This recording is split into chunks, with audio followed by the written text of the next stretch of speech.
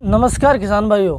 किसानों की कुछ डिमांड थी एक कि हमें यह बताओ कि गाजर की खेती तो हम साथ में करें उसके साथ कोई मल्टीलेयर फार्मिंग में हम ऐसी फसलों का चयन करें कि हमें दुगनी मुनाफा दे सके।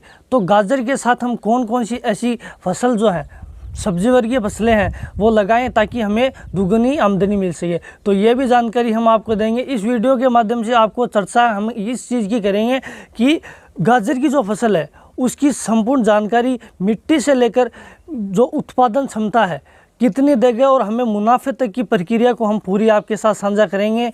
तो वीडियो को अभी लाइक करें और चैनल को सब्सक्राइब करें और ऐसी ही मैं जानकारी आपके लिए लाता रहता हूं।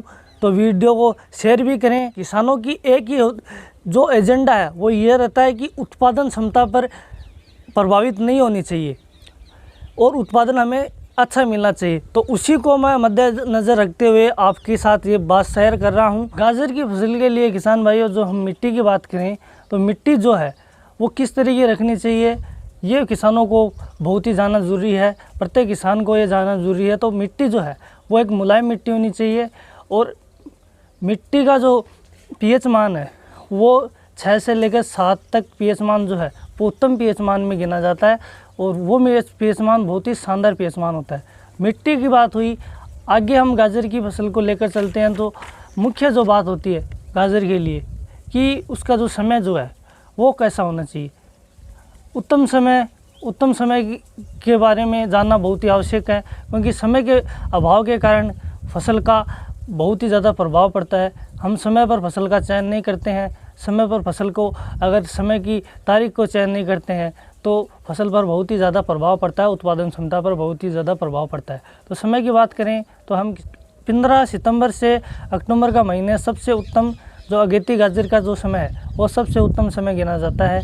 और इसकी जो तापमान की कुछ बातें करें कि तापमान कितना तक, जो न्यूनतम तापमान कितना होना चाहिए, तो 10 सेंटीग्रेड तापमान से लेकर 35 सेंटीग्रेड तापमान तक गाजर की खेती की जा सकती है।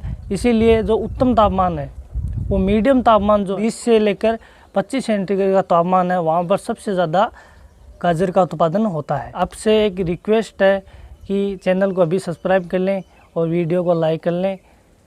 अब हमारी आगे की जो बात है वो है उत्तम बीजों का चयन। उत्तम बीजों का चयन करना मतलब उत्पादन क्षमता को बढ़ाना। उत्तम बीज ही वो चीज़ है जिससे कि हम अच्छे बीजों का चयन करेंगे तो फसल पर बहुत ही ज़्यादा प्रभाव पड़ता है। तो उत्तम बीजों का चयन करें जो कि फसल का एक बहुत बड़ा स्तंभ है। अब है खेत की तैयारी हमारी कैसी होनी चाहिए।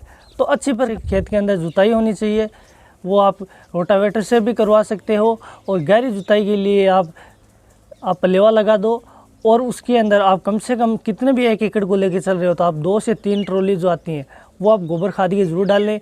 और बाद में जो तरीका जो मॉडल है उसको मैं आपको बताऊंगा कि इस मॉडल से आप करोगे तो बहुत ही ज़्यादा मुनाफा देखने को मिले। मेड़ बनाकर गाजर की फसल जो होती है वो ऐसी फसल है जिससे कि आप अधिक मुनाफा लेने की सोचोगे तो उसके लिए आपको मेड़ के आधार पर आप करोगे तो बहुत ही ज़्यादा मुनाफा मिलेगा, क्योंकि उसको जहाँ स्पेस की आवश्यकता होती है, स्पेस के बिना वो नहीं होती। और भुरभुरी माटी की आवश्यकता होती है, खुली माटी की आवश्यकता होती है।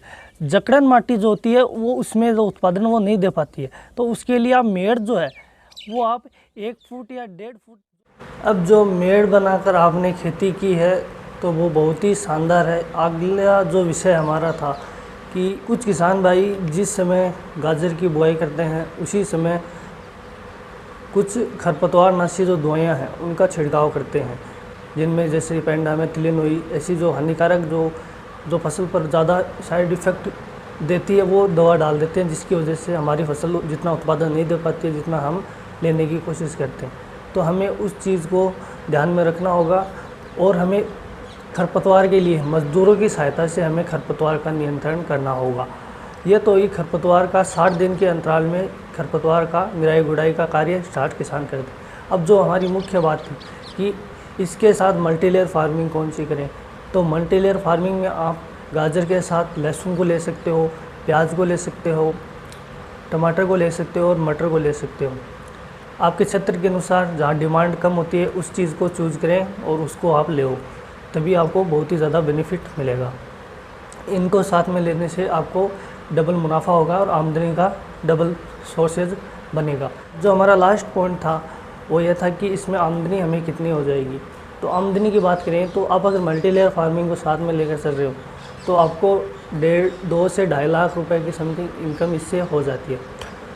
तो ये बहुत ही ज़्यादा इनकम है और आपको बहुत ज़्यादा प्रॉफिट देके किसानों को बहुत ही प्रॉफिट दे सकती है। तो आमदनी इतनी हो जाती है। और मुनाफे की बात करें तो आपकी जो लागत लगी है, मज़दूरों की लागत, बीज की लागत, दवाइयों की लागत, इन सभी को काट कर देखें तो कुल मिला के किसान को 1 एकड़ के अंदर 2 लाख रुपए तक की इनकम हो जाती है। तो किसान भाइयों, ये थी हमारी गाजर की फसल की जो मल्टी लेयर फार्मिंग को लेकर, या फिर गाजर की फसल करें तो उसकी जानकारियाँ, पूरी जानकारी आपके साथ साझा करी है। तो आपसे रिक्वेस्ट है कि आप चैनल को सब्सक्राइब करें और वीडियो को लाइक करें। मिलते हैं हम ऐसी जानकारियों के साथ, तब तक के लिए नमस्कार।